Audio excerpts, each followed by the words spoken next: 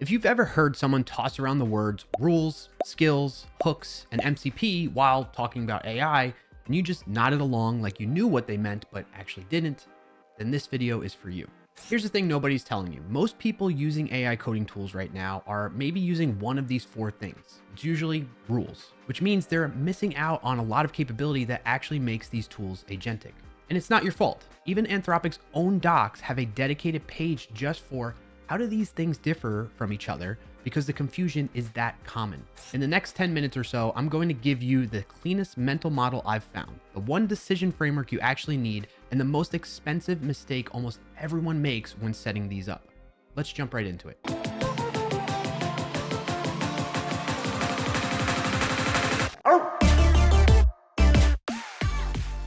Okay, before we go deep, here's the quick reference for you. If you only remember one thing from this video, make it this one. Rules are guidelines. Think of them like a style guide you hand the AI at the start of every session. Things like we use TypeScript, we prefer named exports, run tests before committing. Skills are repetitive workflows, the exact steps you want the AI to follow when, say, reviewing code or writing a brand compliant slide deck. Stuff you don't want to retype into a prompt every single time. Hooks are hard constraints. They're things that must happen, like running a security scan before every commit. There's no judgment calls and no skipping from the AI. MCPs, or Model Context Protocol, are connectors to external systems, plugging the AI into your database or your Slack, your GitHub, so it can actually read and act on real data outside of the chat window. And that's the whole map. Rules, skills, hooks, MCPs. Now, let me give you the one idea that makes all of this click. Here's the insight that locks everything in place. And honestly, this is the difference between using AI tools well and getting burned by them. The thing is, some of these features are probabilistic. The AI tries to follow them, and most of the time it does, but sometimes, usually right when the context starts getting full and you're 3 steps deep into something complex, it tends to not follow them. Other features, on the other hand, are deterministic. They fire every single time. There's no model judgment, no creative interpretation, no skipping allowed. So which one's which? Well, rules, probabilistic. Claude reads your claude.md file, for instance, and tries its best to adhere to them. Skills, same thing. Claude has to decide a skill is relevant before it even loads. MCPs, the decision to call a tool is also probabilistic, but once that call goes out, the API actually executes. And hooks, fully deterministic. They run on lifecycle events, whether the AI likes it or not. This is the #1 mistake I see people make. They write never push to main in their rules file, and the AI follows it 90% of the time. The other 10%, though, you're explaining to your team why production is on fire. If a rule absolutely cannot be violated, it does not belong in a rules file, contrary to the name. Instead, it belongs in a hook. Memorize that. Now let's actually walk through each one. Rules are the easy one because most of you are already using them. You just call them by different names depending on your tool. In Claude Code, it's claude.md. In Cursor, it's .cursor rules or the cursor/rules directory. In Copilot, it's the Copilot instructions.md. There's even an emerging cross-tool standard called agents.md. What they all do is the same. It's a markdown file the AI reads at the start of every session and keeps in context the whole time. Use rules for things like describing your tech stack, your naming conventions, build commands, the kind of stuff that's true on every prompt. The catch, though, and almost nobody talks about this, is that rules cost you tokens on every single request. A bloated 500-line claude.md isn't just unfocused, it's actively expensive. In fact, Anthropic recommends keeping it under 200 lines. So if you find your rules file is growing out of control, that's usually a signal that some of that content should be a skill instead, which leads us to skills. They fix the biggest problem with rules. A skill is a folder. Inside is a skill.md file with metadata and instructions, and optionally scripts, templates, and a reference doc. Think of it as an expertise package, not just a prompt, an actual procedure with everything the AI needs to execute it. The killer feature is something called progressive disclosure.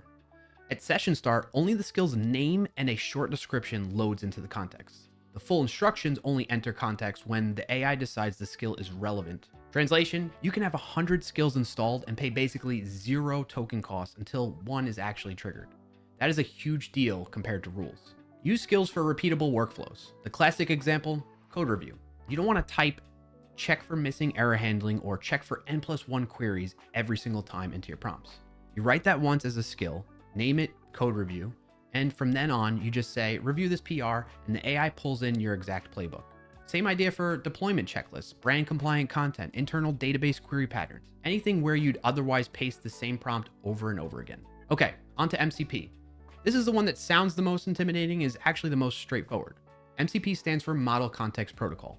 It's an open standard. Anthropic launched it in late 2024, and it's now governed by the Linux Foundation and supported by OpenAI, Google, Cursor, Windsurf, basically everyone. The job of MCP is simple. It connects AI tools to external systems like your database, your Slack workspace, Google Drive, GitHub, a browser.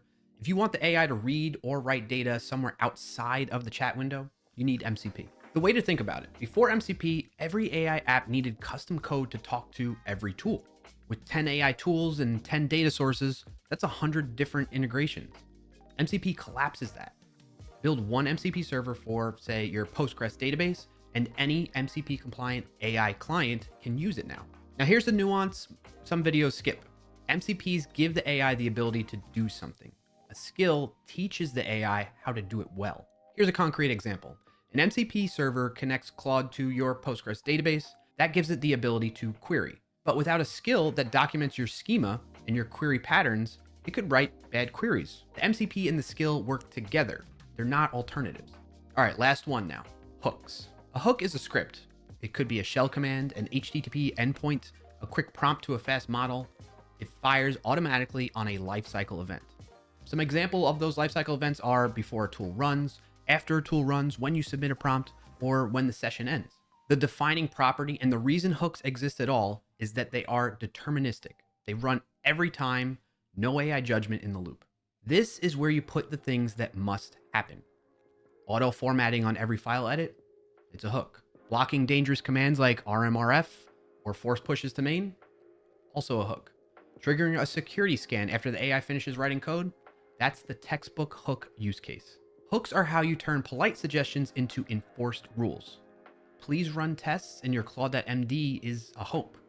A post-tool use hook that runs tests is a guarantee. All right, so when someone or you asks which one of these do I actually need, here are the 4 questions to help get a clearer answer.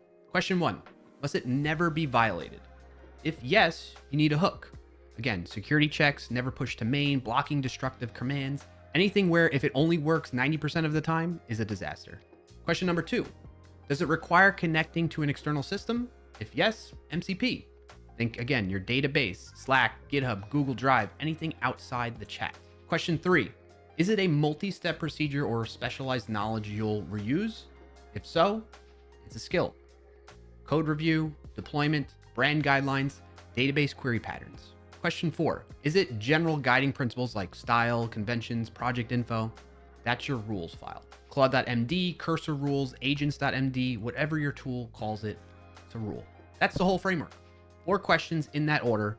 Most people skip straight to question 4 and try to cram everything into rules, and that's exactly why their AI tools feel lacking. Here's where it gets fun. None of these are alternatives to each other. The best setups use all 4. Here's a real production stack. Your Claude.md says, we use TypeScript strict mode, run tests with vtest. Your skills folder has a /deploy/code review and your database schema documentation there. Your MCP servers connect to Postgres, GitHub, and Slack. Your hooks block force pushes and check for security issues on code changes. Each layer does what it's best at. The rules give AI persistent context, the skills give it procedures, the MCPs give it reach, and the hooks give it strict guardrails. The combo here I want you to remember most is skills plus MCP. The pattern goes like this. MCP gives the AI access to your Sentry account. Skill teaches it how your team analyzes Sentry errors. Together, you've got an AI that can pull a real error and propose a fix in your team's exact style. That's the future and it's available right now. Quick recap, 3 things to remember. 1, 4 pieces in plain English. Rules are guidelines, skills are repetitive workflows, hooks are hard constraints, and MCPs are connectors to external systems. Item to remember number 2, probabilistic versus deterministic.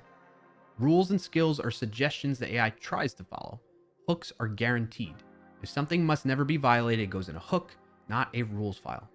That one shift will save you from a real bad day. Number 3, They are not competitors. They stack. The best setups use all 4 of them, and the skill plus MCP combo is where most of that magic happens. All right, so if you're already using one of these, probably rules, pick the one thing that's annoyed you this week. Maybe you keep retyping the same prompt. Maybe the AI keeps doing something it shouldn't, and add the right tool for that job to fix that problem. That's the whole game. On that note, that does it for this video. If you got value out of it, be sure to like it down below and share with somebody who could put it to use. And if you made it this far, subscribe to the channel so you don't miss out on upcoming videos. Thanks for watching, and happy, safe coding, everyone.